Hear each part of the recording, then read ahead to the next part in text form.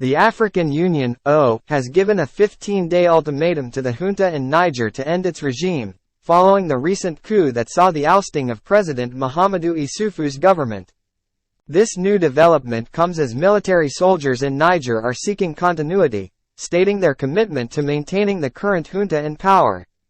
The AU's ultimatum is an attempt to return Niger to a state of constitutional order after the military forcefully took over power on February 21, 2021.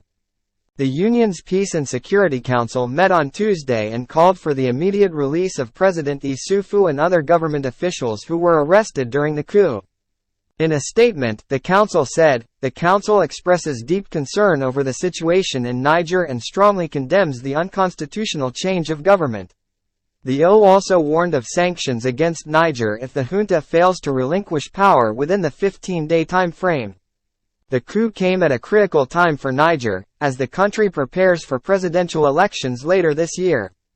President Issoufou had already announced that he would not be seeking re-election after completing his two-term limit. The coup has, however, thrown the political landscape into chaos, and there are concerns about how the forthcoming elections will be conducted under military rule.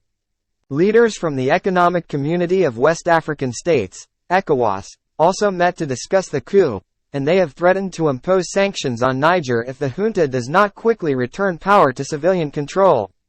ECOWAS has said that it will send a fact-finding mission to Niger to assess the situation, with the hope of resolving the crisis.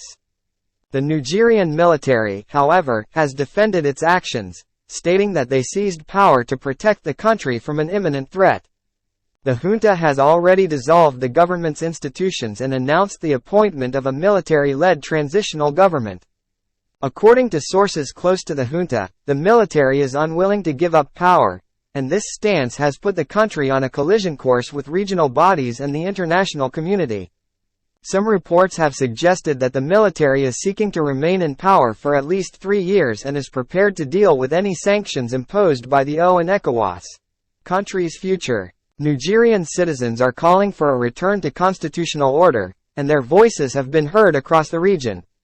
The international community is also watching the situation in the country closely, and everyone is hoping for a peaceful and rapid resolution to the crisis. Overall, the situation in Niger is a reminder of the fragility of democracy in Africa and the need for strong institutions that can withstand the pressures of military coups. It is also a test case for how regional and international bodies can respond to power grabs by military personnel and preserve the democratic gains made in recent years.